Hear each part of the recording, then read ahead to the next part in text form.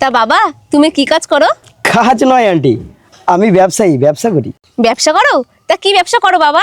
Aunty, আমার দুটো ছাগলের ফ্যাক্টরি আছে, আমি ছাগলের ব্যবসা করি।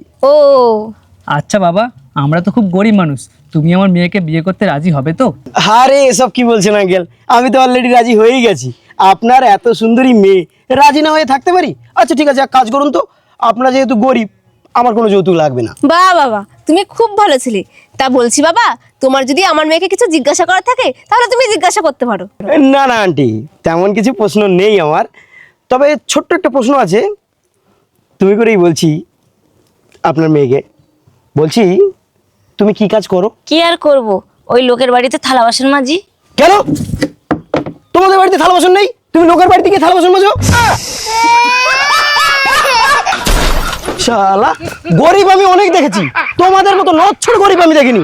শালা বাড়িতে থালা বাসন পর্যন্ত নেই, মাটিতে ভাত জেলে খাও।